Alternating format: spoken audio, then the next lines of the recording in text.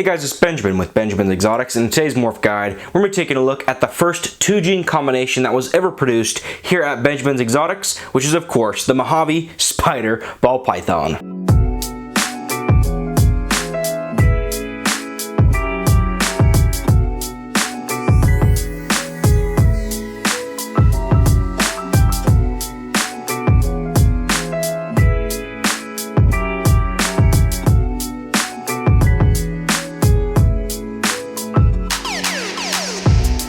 So let's start by looking at a single gene Mojave spider, and I'm using a little bit of a different setup today in this video. I actually have, as you can see, the white balance card out on the table, and I want to see if this helps from getting kind of the gray effect that we get on some of the other morph guides with the backgrounds. Hopefully this helps a little bit. We'll have to see. So this is your standard, and this is actually a very nice one. This is a Mojave spider ball python, and as you can see, for a two-gene morph, that is a really interesting combination. Now, I think this is the first morph guide that we've done. I know this is the first morph guide that we've done where we have as the main morph a two-gene combo between the spider and the Mojave. So I really want to try to go in depth and show you guys kind of the inner workings of why this snake looks like this, with the busy pattern, with the kind of barbed wire appearance going down the snake's back, why it has a lot more busy pattern than something like a bumblebee, and kind of go through the steps of making this snake. So this is the base morph, and we can kind of, identifiers from other spider combos. We're getting basically this Mojave sandy color with a little bit of added spots. You can definitely see it's not as clean as like an orange dream spider or a pastel spider, which is a bumblebee, and we're definitely getting some spotting in the sides, and the white in the sides is really kind of blended. We have this, lots of the times you can see like the color coming down into the white, and it's definitely not like on a bumblebee or an orange dream spider. It's not like white and the main color. You don't have that contrast. It kind of just blends together, which you guys will see a little bit later in the video when I pull out a bumblebee. Besides that, we have a completely white belly, really quite interesting yellow sort of flaming going along the belly as well. And the head stamp on this snake is not going to be as drastic as something like a bumblebee, or it's not going to be nearly as reduced as orange dream spider combos and other stuff like that. But compared to a lesser spider, you'll get this kind of weird, sometimes it will actually look like a clover head stamp, which is really, really cool on this snake. On the side, you can see lots of the pattern is coming down almost completely into the belly, and really just a busy snake with a lot of spots in the pattern. Now let's look at a single gene spider to show the big difference, which I think is going to be the best identifier from this to a spider. So let's actually take a look at the father of this snake, which is just a simple spider ball python. And for anybody that's worried about the head wobble or anything like that, you can see on all of these snakes, they're not going to have any kind of crazy head wobble at all. So this is a single gene spider. This is the father that produced that snake, and compared to the Mojave spider, you can see we have quite a few differences. So Mojave spider, we're getting lots of the kind of busy pattern on the back and the spots that you don't have with the spider. I've seen some normal spiders that are pretty busy, but not like this, and they're not going to have nearly as many spots as the Mojave spider will. The head stamp is, like you can see, is completely different. So let's look at the head on the father. It's kind of like this really cool arrow type look. And on the Mojave spider, again, we have kind of this weird, almost like alien looking head stamp, and I actually had one that was almost a clover. Unfortunately, that animal was so beautiful it already sold on Morph Market, but if I had that animal, maybe I could put a picture. I probably don't even have a picture of it if I could find it, but really, really interesting stuff. Also, like I said, on the sides, you can kind of see the white compared to the Mojave sandy color background, but it's not going to be nearly as abrupt as it would be on this spider. And even though it looks like there might be a little bit more white actually on this snake than there is on the classic spider ball python, it really isn't, it's not quite as, the contrast isn't quite as high. When you see a bumblebee, you would definitely see what I'm talking about. And again, we have a little bit more of a dirty pattern, more of these gray spots coming in than we have on the classic spider. If we can get a good side-by-side comparison, you can see no question that those two snakes are completely different morphs. So now let's actually take a look at the Mojave, so you can kind of see the Mojave influence. And I can actually set this guy down right there. Hopefully he stays. If we grab a Mojave, which is the other ingredient and the other aspect to this morph, that is going to be your Mojave. So you can see, compared to like a pastel or a lesser, the Mojave has a lot more busy pattern, really weird stuff it does with the alien heads, and that is why on the combo version of these two snakes, so on the Mojave spider, we have all of these weird, you know, jig-jag, whatever you want to call the pattern on the snake. It's kind of hard to describe, but this weird, I think of it like barbed wire effect that you don't have on things like bumblebees.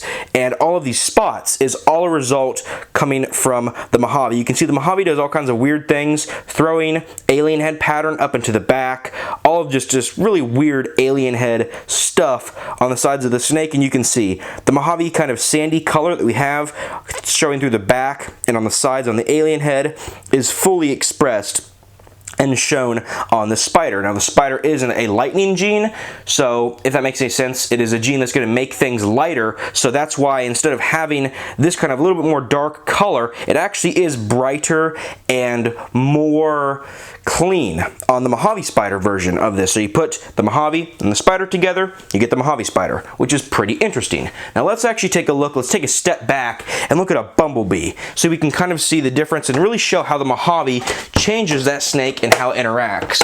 So this is a bumblebee right there. She's actually quite feisty and not a very nice snake, and if I'm not careful I am going to get tagged. Come on girl. Just like that. And actually grab her, and as you guys will see, big difference. So this is a bumblebee, and a really nice example at that, if the camera will focus, and this is the Mojave spider. So you can see with the bumblebee we're getting a lot smaller dots, and the dots are actually kind of faded, which is, again, we have bigger, thicker dots on this snake because the Mojave is going to be a lot more of a color mutation than the pastel will. Pastel is a color mutation, so we are going to get, or sorry, Mojave is more of a pattern mutation than the pastel, and the pastel is a little bit of a pattern mutation, so we do have a change in the pattern a little bit with these spots that we didn't have on the original spider, and a lot more, you know, different color as compared to the Mojave spider. But I'm really interested in the kind of speckling and the actual jagged pattern down the back. So you can see with the bumblebee we actually have quite a reduced pattern. It's almost one solid stripe. I mean, we have like the crisscross, you know, going back and forth, and maybe a little bit of the barbed wire look on the neck, but for the most part it's a pretty reduced pattern. And when we compare that to the back of the Mojave spider, you can see no comparison. The Mojave spider has all kinds of weird built-in like shapes along the back, really interesting stuff, and that is because, again, the Mojave is a big time pattern changer. So it's going to change the alien heads. And so when we put it to a classic spider, just like that, we get the alien head change, or what would be alien heads on a spider. We get all that stuff thrown into the back of this snake. Now, of course, the color is also a lot different from the bumblebee to the Mojave spider as well, but I'm really interested in the way that the pattern is affected on this snake. Now let's actually look at the single gene pastel and kind of just show the difference from the pastel and the Mojave. So we're actually, this is going to be, for people that like a genetically diverse video, this is going to be very interesting to go through. So let's actually put a lid on that girl and let's grab a pastel. So here's actually, this video is going to get a little bit crazy because we're going to have like 5 or 6 snakes out at the same time. But we have, okay, bumblebee on the bottom in the container. This is Mojave spider. Now I want to look at the effect of the Mojave on this snake. So let's take a look at a single gene pastel compared to the bumblebee. So this is actually an animal that's in shed. Unfortunately, all of my single gene or het pastel stuff is in shed or breeding at the moment. But here is a pastel het clown. So we have a little bit more busy pattern from the het clown influence, but like you can see, the alien heads aren't nearly as crazy as you get on the Mojave, on the single gene Mojave. I mean, you can really see, look at what it does, like throwing these weird, look at that kind of crisscross pattern on the back, all of this weird stuff that it does with the alien heads. Like, look at that blending. We just don't get that type of stuff nearly as much with the Pastel. Now on this snake you do see some of the pattern being thrown into the back, and we have a lot more black on this snake, but that is a lot of the clown influence, because this is, like I said, a female pastel het clown who might actually be able to breed this year. I don't know, but she is in shed, which is why she looks so dull. And next to the Mojave, hopefully that gives you guys a pretty good understanding of what the Mojave does and why the Mojave has such a drastic and different effect on the spider version of this morph, not only because of the color, of course, the Pastel is more of a yellow, Mojave is more of this gold sandy color, but with the pattern and stuff. The alien heads are just so busy on this snake that when we look at the final product, so the Mojave spider, we're getting a lot more of this kind of, like I would describe it, barbed wire effect on that morph. So to end off this segment, I'm actually going to put most of this stuff away, so hopefully that gives you guys a pretty good idea of what I just showed you guys, the understanding of how those genes come together to make this fantastic morph. But now I want to actually just look at a little bit of genetic diversity within the morph itself, because like you guys know, just because this snake has such a clean pattern and, you know, really interesting, busy on the back, doesn't mean they're all going to be like this. And I actually have quite a few Mojave spiders in this collection, so if we go ahead and put the father single gene spider up, we can actually keep the bumblebee right there. I want to look at some other Mojave spider combos. Just two genes, we have spider and Mojave, but here is another snake that is from the exact same clutch, is genetically, if we're talking about mutations, the same, and there it is. So this is another Mojave spider, but as you guys can see, that is a big, big difference from this snake. Again, they're the same genes, so they have lots of similarities, but look at the difference in the pattern on those two snakes. On this snake, we have really like pretty bold black on the back of this morph. On this snake, we have a lot more of this brown. Look how blushed out that is. It's really quite incredible. And whereas on this snake we have like this kind of brighter Mojave sandy color and effect and texture, all this kind of, you know, it's a lot more bright on this animal. When we look back to this, it's more of this kind of dulled down, almost like pinkish color. And this snake is not going into shed. You can see the belly on this snake. It's not really pink at all. The camera makes it look a slightly pink, but it's not. In real life, it's completely white. And this snake, I think, shed just about a week and a half, 2 weeks ago.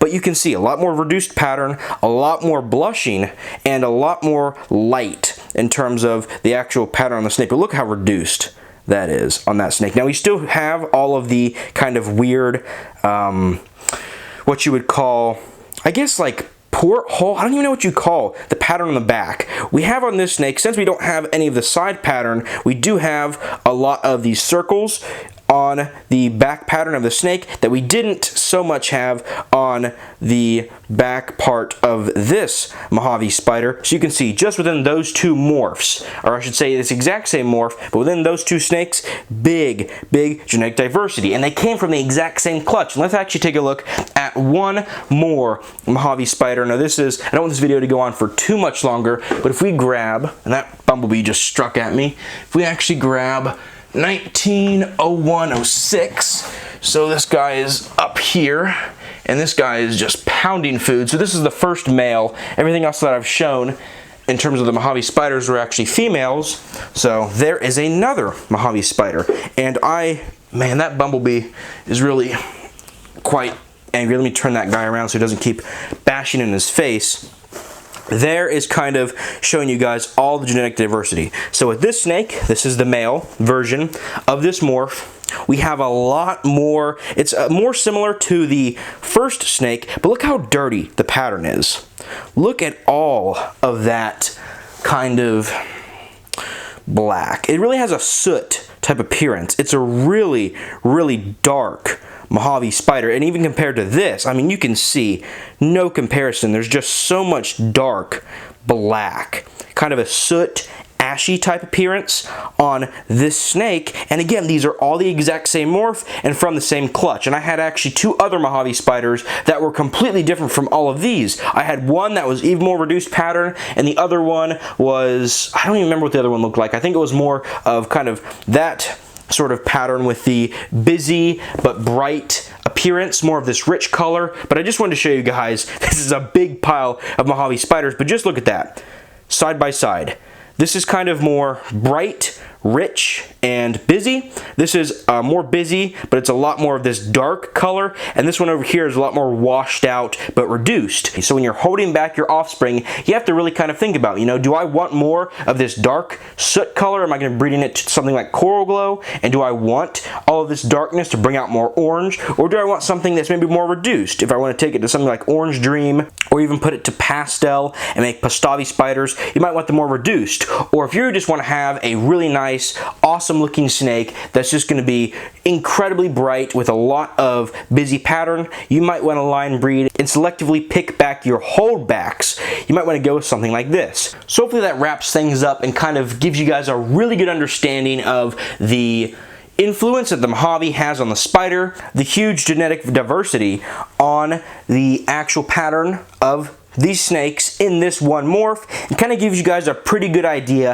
of how to line breed and maybe what traits that you want to look for in your own Mojave spider ball pythons. Now before we finish up today's video, there is one thing that I wanted to point out that I forgot to show during today's video, which is actually this Mojave spider right here. Now this is not anything to do with the morphs. I actually wanted to show you guys this snake's head, so I'm going to have to hold her head just a little bit. And as you guys will probably see, and someone might have already saw it in the video, if we look at the nose of that snake, you might actually be able to see that she has a little bit of a scab right there on the, like below her nostril on this side where my finger is. You can kind of see she does have a little bit of a scab. I didn't want anybody to think that I had been doing anything bad for the snake's care. If anybody saw that in the video, that is basically just that this snake was probably in the enclosure, had a bad shed, and actually pushed her head. My hypothesis is that she pushed her head to get the shed on a piece of wood, so like an aspen chip, something like that, and actually did a little bit of damage to the end of her nose. I'm happy to say that it was very swelled when I first found her about a week and a half, 2 weeks ago. But since then, we've treated it with neosporin, stuff like that, and it has come down a lot. And I think that after 1 or 2 sheds, her nose should be fixed. So if anybody did see that in the video, I wasn't trying to hide it from you guys or anything like that. I always like to be completely clear, concise, and transparent in these videos. And yes, this is one of those times where a snake does have an injury. She's still feeding. She hasn't had any problems. She eats every single week. She's doing fantastic, but she does have that small injury on the end of her nose. So I thought that was something worth noting.